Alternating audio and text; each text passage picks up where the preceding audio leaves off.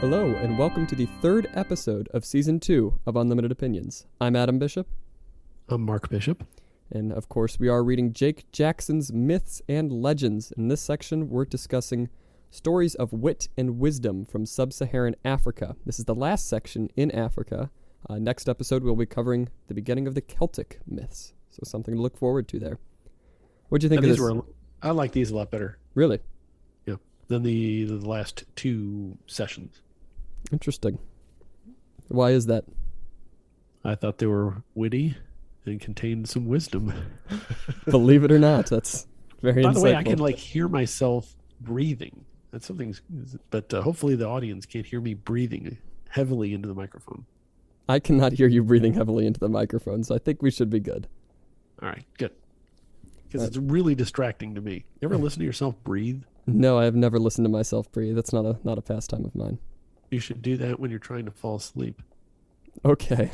It helps. Does it? If you're having a hard time falling asleep, I didn't know that. Just listen to yourself breathe. Interesting. Thank you for that tip of wit and wisdom. Nice. Like how you segue back into the topic. Yes, I'm very, very good at that. Very skilled. So the first story is about the rich man and the poor man from the Akamba people of Kenya. And there were two men, and the poor man always helped the rich with his labor, working in his fields from time to time, and the rich man always helped the poor man when he was in need. But then a famine came, affecting both men, and the poor man came to the rich man, but he dismissed the poor man as a simple beggar and gave him no aid. The poor man's children then died of starvation, and the poor man began to dig through trash to keep himself and his wife alive. He was only kept alive by the fact that a rich woman came by and gave him a handful of corn because she felt bad for him. So he tried to make a filling soup, but he had no meat. So he came to the rich man and noticed he had a whole chicken sitting by his window. And so he sat underneath the window, and as he drank his corn soup, he breathed in the smell and could almost taste the chicken. And so the poor man then, the next morning, bragged to the rich man, saying that he sat outside his window and had just about as filling a meal as he did because he smelled his chicken and could taste it in his corn soup. And the rich man got very angry, and he took him to court for stealing the aroma and the flavor of his meat. Seems reasonable. Yes, very reasonable. And so the judge agreed that it was very reasonable and ordered the poor man to pay the rich man a whole goat. And of course, what do you think the chances are that the judge would agree with a rich man? But moving along. So, of course, this poor man does not have a goat to spare, and so as he's walking along, he sees a wise man who gives him a goat and then tells him that he'll help the poor man when it comes time for him to hand the goat over to the rich man. And so when it came time for the poor man to present the goat to the rich man, a large crowd had gathered. And so as he began to hand over the goat to the rich man, the wise man began asking, what's rational about this? Why must he pay the goat? And so he must rather pay for what he took. And so he suggests he just smack the goat, make it bleat, and so that sound of the goat will pay for the aroma of the meat. And so the crowd agreed, and the wise man, of course, suggested that he hit the goat and be paid with the bleats, and the rich man was utterly humiliated because now he looked like a greedy, really just awful person, and the poor man was saved. So the story ends with just a little note: he who rides the horse of greed at a gallop will be forced to dismount at the door of shame. So that's the moral of that story. What'd you think of that one? Thought it was interesting. I mean, I don't know how you could possibly steal an aroma, steal a flavor, because the rich man even did say that the chicken was completely flavorless when he went to eat it afterwards. So I guess the poor man really did steal the aroma of the chicken. I don't think that's true. You don't think that's true? I think the rich man thought that the aroma was stolen because the poor man first said, "Hey, I smelled your meal," and the rich man didn't want to give the poor guy any sort of ability to have any sort of pleasure eating his own meal outside his window or something. Yes. And so I just think it was just that was the extent of his greed. He didn't want the starving person to smell his food. Yes. And I thought it was odd that this was seen as some sort of comeuppance to the rich guy. Granted, he was humiliated by the stupidity of the entire proceedings and then having to be repaid in bleats for the smell. But the poor guy's kids are still starved to death, and he still doesn't have anything to eat. Yes, that's true. So it's unusual in that the rich man's still rich, but somehow people will make fun of him because he didn't get paid adequately for the smell Hmm. of his meal. I Yes. don't know. It just seems some of these just seem a little off to me. Hmm. There's not enough retribution in these stories. Yes. Yes. I want to I see it. figured you would say that. You kind of said that last time, that there's not a lot You of know, retribution for a lot of these figures they're, here. they're very tragic stories. You know, the person that suffers just seems to continue to suffer. And Hmm. there's some sort of theory of justice, but I guess really maybe part of the lesson is if you steal some guy's smell, you ought to keep shut about it, because it was his bragging. Hey, I smelled this stuff and I actually felt like I ate something that tasted good instead of this porridge or whatever that had no flavor. So maybe that's the lesson. Hmm. He shouldn't have bragged about it Yes, that's very true. because that seems to be a theme in some of the other ones. Yeah, there's a lot of emphasis on not bragging about anything, really. That's kind Right. of a very recurring theme in a lot of these stories. The next story is about how Walukaga answered the king. This is from Baganda of Central Africa. So Walukaga was the most skilled blacksmith in the village. One day, the king came to him and ordered him to make a fully living metal man. And so Walukaga was at first thinking that this was some kind of joke, but he realized that the king was in fact serious, and so he looked for ways to try to accomplish this impossible task. By the way, this was my favorite of all these. Really, really. Of all the African myths or stories, this was my favorite. It's a good story. Yeah. So he went around the village asking for advice on how to deal with this issue. Some told him to put a metal shell around a real man. Others told him to just run away, and one even told him to ask the king's cook to poison his food. So I would have gone Walukaga, with option three. yeah, that seems like the best Option one three, here. it seems like the most likely for success at that point. So Walukaga then went into the woods to try to clear his mind, and he came across a man from the village who had gone mad many years ago. So they talked for a little bit, and so Walukaga told him his issue, and the man told him to ask the king for two materials: 1,000 loads of charcoal made from the burned hair of the people of the village, and 100 pots of the villagers' tears. And so Walukaga, thinking that he had basically nothing better to do, told the king that this is what he needed. So he sent his messengers out to the village, but they were unable to get nearly the amount required.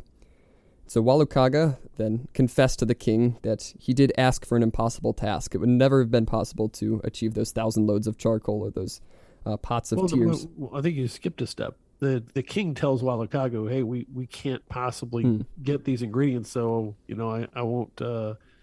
You won't be able to build this man in the machine type thing." Yes. Then he says, Yes, then Walukaga confesses, but the king kind of praises him, essentially. He's honored that there's a man in the village who has such creativity and honesty, so much cleverness, and so he kind of gets off without having to build this ridiculous metal man. right, because he showed that the stupidity of an impossible request Yes. by making an impossible request back to the king. I thought for sure when I was reading this that Walukaga was going to get killed. That is also a king would get recurring theme of people just mad. Right, getting killed. I thought the king would get mad and or make him into a machine man or some craziness or something. Like put him inside a tree. Now you have to whatever. But all ended appropriately and justly, except for all the people that got their head shaved and had to cry into bowls for I don't know how long. Yes, Because that's true. They did shave every head in the entire region, Yes, to try to get this charcoal. and they and they made them cry and collected their tears. They would have had to cry a lot in order for there to be any amount. I wonder how much. I think it said that there was half a pot full, Half a pot, which is still a substantial amount of tears, right? which is, it's pretty brutal. I am, one of the things that impresses me about actors is that they can make themselves cry. Some of the really good ones, they can get real tears. Can you not make yourself cry? No, I don't think so. It's unfortunate. Can you? I don't think so. Maybe. I don't know. I've never really tried. We'll do it now. I will not. I just won't. I will not cry on the podcast. What do you think you could if you're going to be an actor and okay, This next scene, you're gonna be, your dog died. I think I could. Do I it. think, I you think think you really think you I think I could. I think I could. I think I'd be a good actor, actually. I've never tried, but I think I'd be a good actor. Well, maybe you should get in a theater. I won't do that. Why not? I don't know. Well, I mean, you have to take a theater class when you're in college, and I don't want to spend time in a class for theater. I guess I could join like a local community theater if I really wanted to. Yeah, you could. I guess I could. It's always a possibility. My parents were involved in theater. Really? My mom wrote a play. Oh, that's right. You did tell me about that. Yeah. My dad performed in it. It's excellent. Really? I have it on tape. I have a videotape of it. It's really good. I don't think I've ever seen it. It's called The Parish Picnic. Yeah, you've told me about this before. And my dad plays the parish priest who suffers a series of accidents and injuries through the course of the parish picnic, resulting in more and more serious injuries to the parish priest. And he does a pretty darn good job impression of old Father Pete, who was ancient and probably the oldest priest in the history of Catholicism. Wow. Of course, he's passed now, but it's a bold claim. He was pretty old. I think he was born old, though. The next story is about the young man in the skull from the Mbundu people of Southwest Africa. This one was pretty good, too. Yeah, this one was fascinating. I really like this one. A young hunter was walking through the woods when he stumbled across a skull, and so he kind of looked at it and picked it up and started muttering to himself, asking how the skull got there. And the skull, to his surprise, actually responded to him, saying that talking got him there, this the lone skull in the woods. And so the hunter raced back to the village to tell this story to all the townspeople of how there was a talking skull in the woods. And so, of course, the people did not believe him, and so they sent him to the chief, who happened to be napping at the time. So he woke the chief up, but the chief was very angry to be woken up with the ridiculous story that there was a skull basically talking to people in the woods. And so he told the man to bring him to the talking skull, or his own head would be chopped off. So he brought the entire village over to the skull, but of course it made no noise when all those people were there, and so the chief followed through with his word and chopped off his head, and it rolled right next to the skull. So his body was carried away, and as all the people left, the skull then turned to the head and asked how it got there, and the head replied, talking got him there. So very cyclical, so maybe someday somebody will stumble across the skull of that other person's head, and they'll ask the same thing, and it'll repeat all over again. I wonder if they'd sing like a chorus. Like a comedy. Well, they're going to say the same thing. If I stumble upon them, I'll say, "How did you get here, little skull?" And they would say, talking brought me into this place." I don't know why your mind just immediately went to they would form a skull chorus.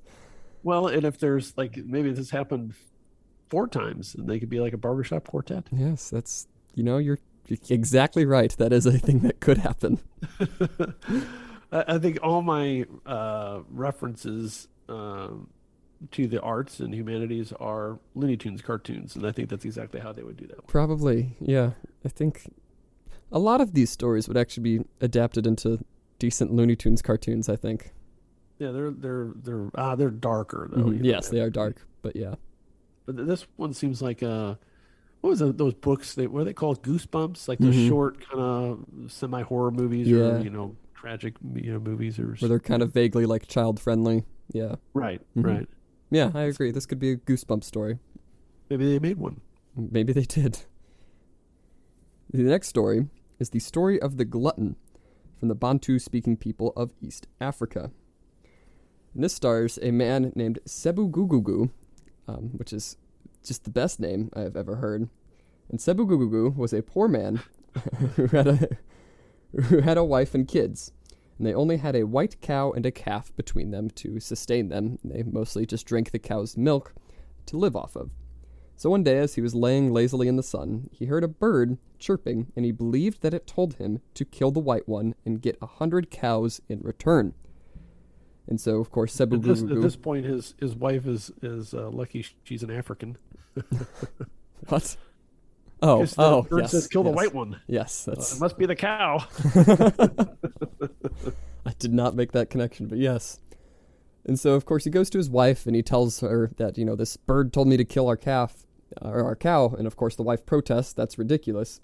But then he goes and he kills the cow, and he provided meat for several weeks, but eventually they ran out, and there were no sign of the additional cows. But Sebugugugu does not really care. He takes no blame for this, and he still just lays lazily in the sun. So then the bird came back, and he believed it was talking to him again, and this time telling him to kill the calf. So he did so, and this only gave food for a few days, and there was still no sign of the 100 cows in exchange. So when they ran out of food, he and his family traveled around to scavenge. And at this time, he began to feel some remorse.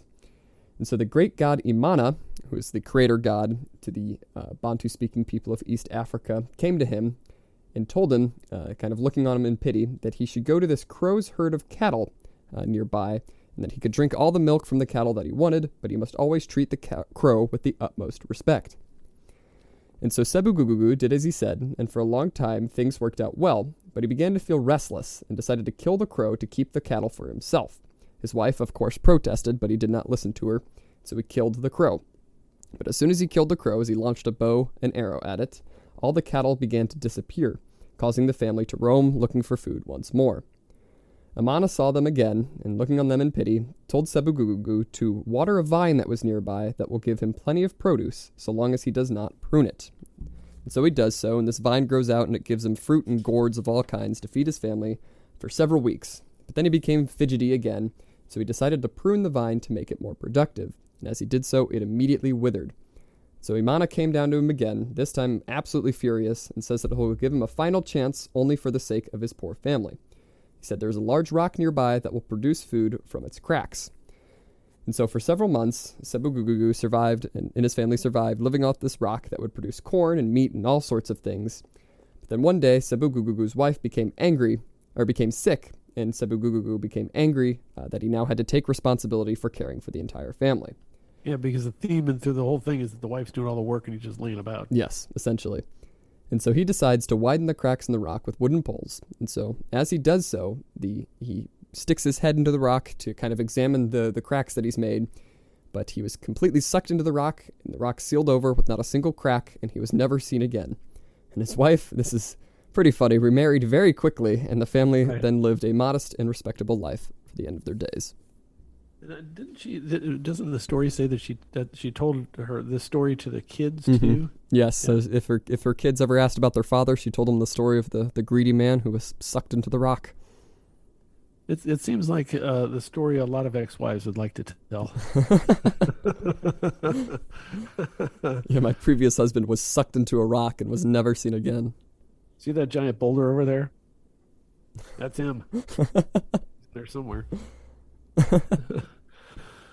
Well, at least this one there was some justice at the end. Yes, that's true. He was given plenty of chances at prosperity, and all he did was lay about while his wife did all the work, and then finally died. Imana is surprisingly merciful, I think. In many other stories of this kind of sort of mythological tradition, as soon as he messed up once, I think he would likely have been cursed. So I think it's somewhat unique that Imana actually gave him 3 chances and had pity on this poor family that had to deal with this deadbeat father, basically. Right. I think it was more pity on for the wife and kids than for this knucklehead. Yeah, essentially. Decent lesson. Oh, and the next one, the feast, I forgot. This was actually my favorite. Yes, one. I really, really liked this one. This one was pretty good. Took a while to get there, but I liked it. And this story is from Cameroon in West Africa. So there's a very generous chief of a village who wanted to hold a feast for all of his people. And so he would provide all the food for free, but the only thing he asked was that each member of the village bring a calabash of wine that would be then put into a big pot and then shared equally among all the people. So poor man had no wine, and so he decided that he would bring a calabash of water, as every other person would bring plenty of wine, and so nobody would notice if he dumped the water into the wine, and so he could just get free wine from everybody else. Well, and a little bit more detail is that he had enough to buy some wine. Yes. So he was poor, but it wasn't like he was completely destitute and he couldn't get one, but they decided, well, why should we do that? It's a free meal. Let's just bring some water, and then nobody will notice because they're all bringing wine, and it's diluted a little bit. Yeah. And his general reasoning was that why should I pay for a free event, essentially? Right. Why should I buy this wine? And so as everybody got to this feast, they all emptied their wine into a large pot, and the poor man was kind of nervous that somebody would notice, but he pours it in successfully, and nobody pays any attention. So as they take their seats, and the wine is served into all of their cups sitting in front of them, the chief delivered a toast, and the people raised the cups to their lips. To their surprise, as they expected the flavor of wine, none of it tasted like wine, and it just tasted as plain as water. And so they each began to think that they had caused this tragedy because, as it turns out, each member of the village had poured in water because none of them wanted to pay for wine. And so they all began to pretend that their wine was very good, proclaiming that this is the best wine that they have ever tasted, and it was a very good harvest this year. And so the chief knew that everyone had only brought water. And so he says, when only water is brought to the feast, water is all that should be served. Yeah. I like that. Mm-hmm. What do you think? I really do like that because, it shows that, if you're going to make a bad decision, you can't rely on everybody else to make the right decision. Essentially, if you're going to cheap out on something, you can't expect everybody else to pay the full price, I guess. Yeah, that's a good idea. Yeah, I wasn't thinking of that. I was thinking of a more cynical take of the entire society. If anybody thinks they could have a free shot, they'd take it. Yeah, that's true, too. I like yours a little bit better. Yes. Mine's a little more uplifting, I suppose. True. Yes. The next story is the 3 tests from the Swahili-speaking people of East Africa. So this one's a bit of a long one. So a king once had 7 sons, and the eldest wished to go on an adventure, and so he embarked on a ship with some cattle and some grain, and he came to an island, and on this island he found some magical berries. As he ate the berries, his hunger and his thirst were completely satisfied, and when he spit out the seeds, to his surprise, they instantly grew into new plants complete with ripe berries. So he gathered some of these berries and took them to the sultan of a nearby village. And so he began bragging about the magical properties of these berries. And so as he tries to... number 1. Yes. Never brag in an African fable. If you're in Africa, never brag. That is the moral of all of these stories. I wonder if that's true. I wonder if even modern day, if I go visit there, I gotta not brag. Yeah, probably. Maybe. And so he tries to demonstrate to the Sultan that these berries are magic, but as he spits out the seeds, nothing happens. They just fall to the ground and nothing grows. And so the Sultan is very insulted because he believes that he's basically been humiliated in front of all of his people, and so he imprisons the eldest brother. So some months pass, and the king gets worried about his eldest son, and so the next brother goes to look for him, and essentially does the same thing. He finds the seeds, and he takes them to the Sultan, and is then imprisoned. And so all of the other brothers do this until the youngest, whose name is Sadaka, travels to look for his missing brothers. And speaking as the youngest son of my parents, there's 5 of us, I'm the youngest. Mm-hmm. This really speaks to me that the youngest is the wisest. I don't know what you think of it, but... I disagree. I think the second oldest is usually the wisest, from what I've seen, yes. And so Sadaka travels to this island. And as he comes to the island, he sees some starving birds, and so he gives them some of the grain from his boat.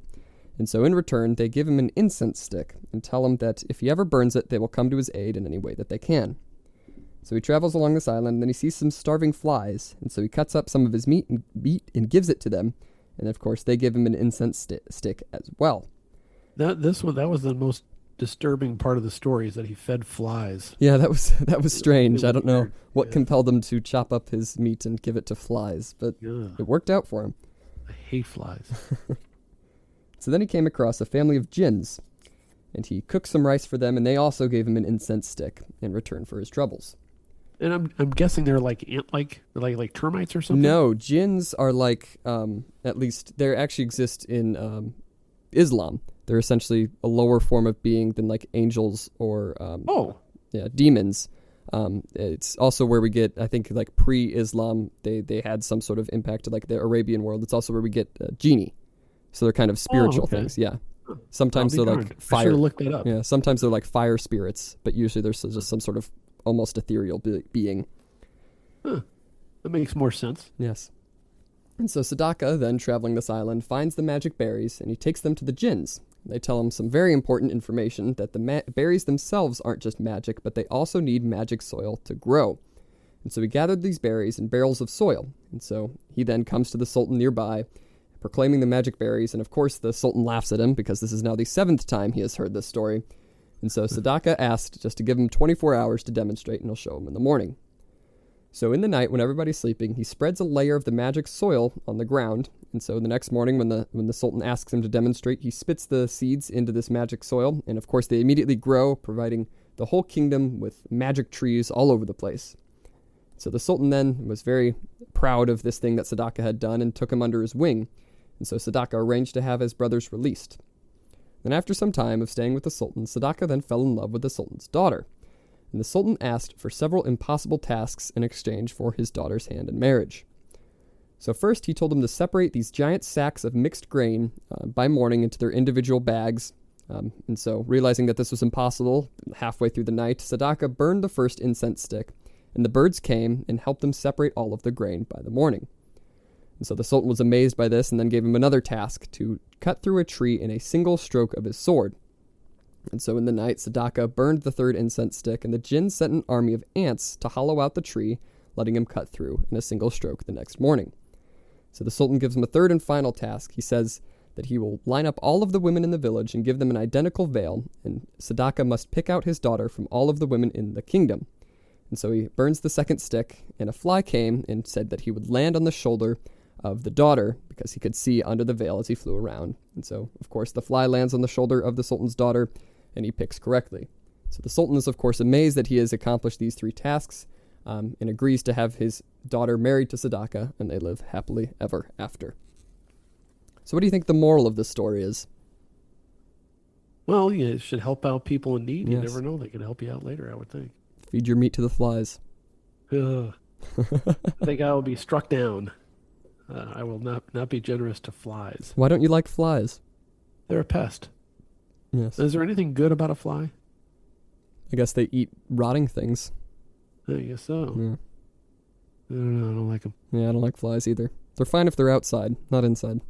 I don't like them outside. You don't like them outside and inside outside? You get on your food. You go have a picnic. You get nothing but flies. By the way, we went apple picking today Oh, did you? with your brothers and of course the honorary member of our immediate family, my mother-in-law, your grandmother. Yes, of course. She was great. And we went to I forget the name of it. It's near Eckert's, but it's not Eckert's. And it was funny because we went there years ago, and of course now your two youngest brothers are 16 and 13. Yes. And they didn't want to play in the little playgrounds anymore. Oh, why did they want to play in the playground? I don't know. I would have played in the playground. I think you might have broken it. These were like for little kids. And so as you could imagine the expression on Jonah's face the entire time. I mean, you personally can envision him being unhappy about going. The absolute scowl for hours. Pretty much. Yeah. And I think what really set him off is that we took your mom's car, which seats 5, as opposed to the van, which they could spread out. So there's 3 of them in the back seat. So that set the tone for the 3 hours. Yes. I can imagine. I can very, very clearly imagine. But my point is, lots of flies around that place because they have horses out there in the rotting fruit and all that kind of stuff. Yes, that makes sense. So I'm guessing you had a terrific time with the... Oh, it was fine. It was actually fine. Because if I tease Jonah, at least I'm entertained. That's very true. It's very, very funny to mess with Jonah when he's upset.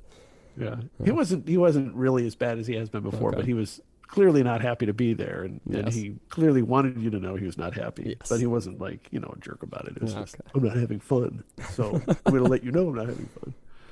That's fair enough. We're kind of dragging along, but the next I enjoyed myself. Yes, I'm sure you did. The next good cider. Yes, they always do have good cider. Usually. Yeah. Okay, I'm I've worried. never had bad cider. Have you ever had bad cider? I've never had bad cider. Yeah. I wonder what that is. Well, if cider goes bad, then it becomes alcoholic. Yeah, it's hard cider. Yes. So I guess for it to go bad. Maybe I just don't have cider often enough to know what's good cider and what's bad cider. Yeah, no, I have cider very infrequently. Yeah. Unfortunate. I need to have more cider. That's right. Well, when you come home. When I come home, you'll get me some cider, yes. We'll get you a jug. Fantastic. That's all I want is just cider. Good. It's very, very nice of you. Good. Now this next... I keep trying to start this story, and as soon as I say something, it's just immediate I apologize. you. The next story is about the two rogues, and this is from the Hausa-speaking people of West Africa. Did you ever see the movie Dirty Rotten Scoundrels? I have not seen the movie Dirty Rotten Scoundrels. I don't like it, but I've seen it, and this story reminded me of Dirty Rotten Scoundrels because there were two, Dirty Rotten Scoundrels, con men. They were going after the, ultimately they were going after the, what do you call that? The estate of a wealthy young lady and trying to seduce her or whatever. Yes. And are you ever going to see the movie? No, I don't think so. Turned out she was also a con man. Yeah. She conned the con men. Yes. I wouldn't have told you that if you hadn't, if you ever wanted to see it. It stars Steve Martin This and wasn't he a the other comedian? guy who I forget. Huh? Wasn't he a comedian? He was. He is now a banjo player. Oh, okay. But he's always been a banjo player, but that is his primary. Yeah, he was on Saturday Night Live. I've got his live album from the 1970s. At the time, I think it was a best-selling comedy album of all time. Wow. It's impressive. Yeah, it was pretty good. I'll play it for you when you get home. Oh, fantastic. So there are these two rogues. One rogue. He also had a hit single, King Tut. Good for him. I'm so happy that he had that hit single, King Tut. King Tut was a big deal in the 70s because they exhumed him and all that stuff, and they had a traveling tour of the King Tut, museum type stuff. I saw it when I was a kid. Do you know they had to give him a passport to get him out of Egypt? King Tut. Steve Martin? No, King Tut. Oh, is that right? Yeah. And you have to list an occupation on any passport, and so the occupation was Pharaoh, deceased. Huh, to get him out of Egypt.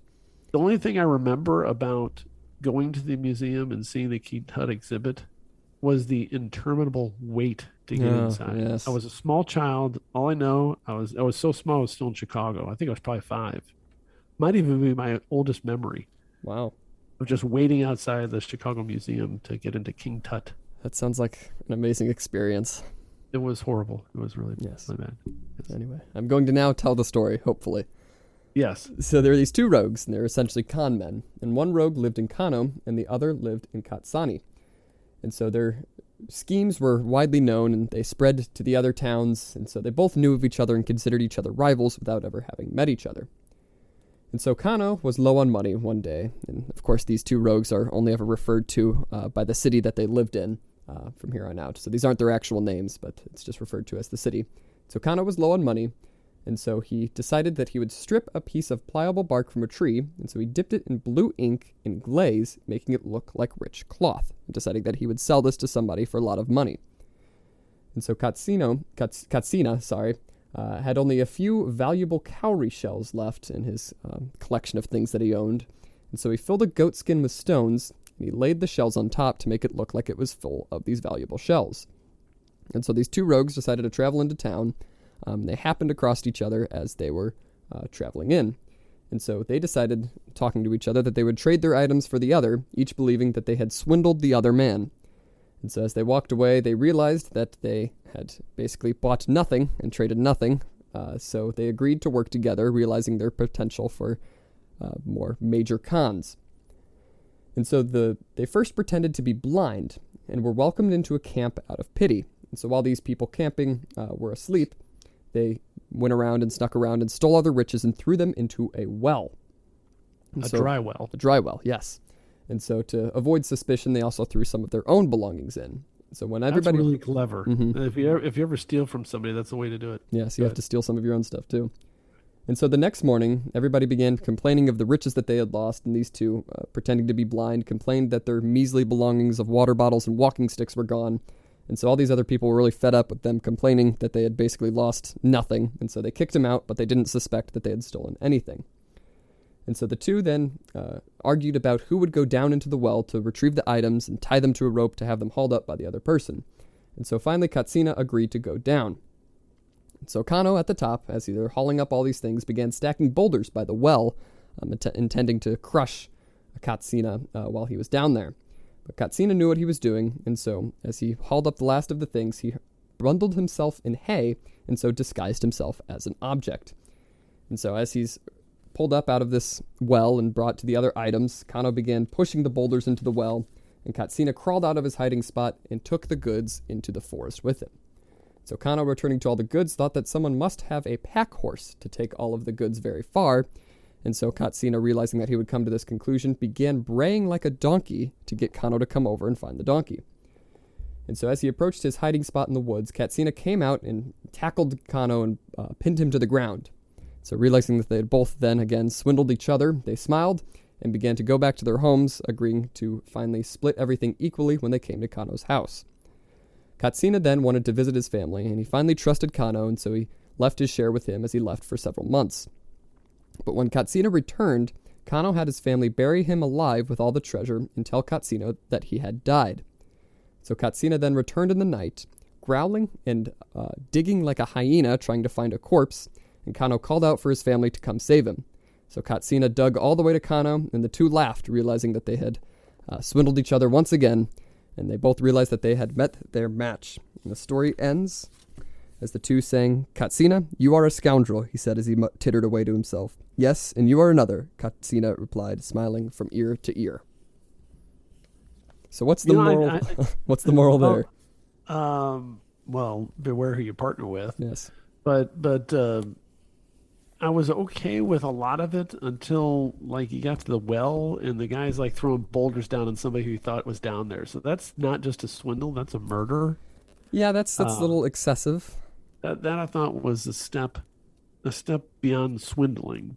And then I thought for sure when the other guy, got up, he was going to kill the guy that was going to kill him, but he didn't. He just, I don't know, it seemed odd, that part of it, but I don't know. What do you think? I mean, I liked the story. It was an interesting story. It was fun to read. Yeah, sure. I guess not too much in the way of morals besides be careful who you partner with. And it is a little extreme how, like you mentioned, he just wants to throw boulders down on top of him. Right. So it's a little bit of a step there. But, I mean, it's interesting seeing, what they decided to do and the cons they decided to pull. It was a fun story. And it kind of reminds me also of that same Aesop's Fable. I think it's Aesop's Fable about the frog and the scorpion. I talked about in a previous episode where you can't change your nature. Mm-hmm. They're always going to be swindlers. This is one that I thought would be a Tom and Jerry cartoon, really, or a Looney Tunes cartoon, where they're just running around trying to capture or trick each other, essentially. Yeah. Yeah, so, true. Yes, very interesting. No, this was entertaining, and I enjoyed these. Mm-hmm. Yeah, so that was it for Africa. That was the last story in the African mythology section, and so we'll be moving on into Celtic mythology with notoriously hard to pronounce names. Oh. Yes. Mm-hmm. Well, I didn't really consider a lot of these mythology. Yeah, I not too more much. like parables. More folklore rather than mythology. Yeah, right. Wasn't like a creation of the world or divine forces so much. I mean, there's some godlike creatures in some of the stories, but it's mostly just like this is what these people were doing and morals to the story. So, in the next section, I know we'll get more mythology-esque because I know we start off with the Celtic Tuatha De Danann, which is essentially the pantheon of the Celtic mythology. And so if you look up that name in the book, you'll realize that it's spelled nothing like it sounds. So it'll be interesting to try to read and pronounce all those names. So you're in for a treat if you're still listening to this to hear us butcher all of the Celtic names. I'm sorry if you are Celtic. Yeah, are there any Celts left? Yeah, I mean, Irish people are Celts and Welsh. Yeah. And, Scots. Do they speak the language anymore? I know the British try to... The languages are dying. The Celtic languages out of any language family on Earth are like the most in danger. But there are still people who speak Welsh. There is still a decent sized amount of people who speak Irish, some Scots Gaelic, and then some have been like attempted to be revived, like Manx, I think is how it's pronounced, from the Isle of Man, which is in between Ireland and Britain. Or Ireland and England, I guess. So yeah, it's interesting. The well, I look forward to that because I don't know anything about that stuff. Yeah, neither do I really. So they were brand new for me. Yes. So I guess that was it unless you have any other comments, any other side stories that you want to make here. No, I think we covered it all. It was good stuff. It was good stuff. So I'm looking forward to Celtic mythology. Yes. So, well, are we going to speak in brogues? Speak in what? Brogue. A brogue. Like an Irish brogue. What is a brogue? I've never heard of a brogue. You ever heard of a brogue? It's like an accent. Oh, okay. I don't know. We can talk in limericks the whole time. I know you know some good limericks. I will not repeat those. You'll not. Publicly. No, unfortunate. They are inappropriate. Yes, unfortunately so. Yes, well, that was episode 3 of season 2 of Unlimited Opinions. I've been Adam Bishop. I'm still Mark Bishop.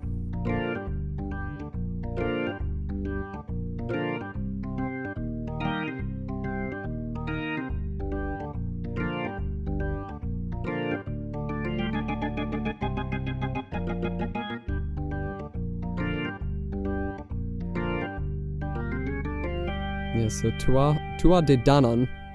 Well, the first word of that is spelled Tuatha. That's Tua. Huh. So yeah, it'll be a challenge trying to figure out how we're gonna manage that, but it'll be interesting.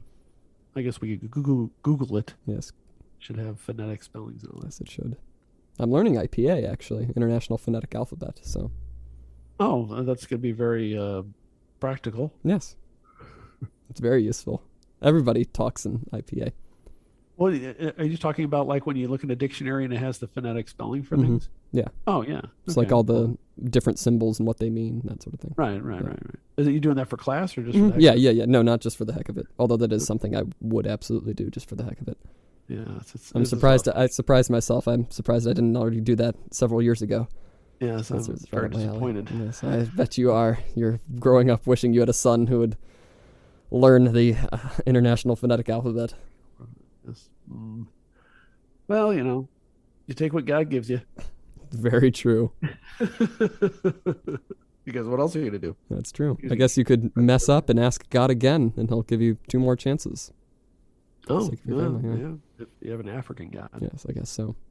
Yes. All right. All right.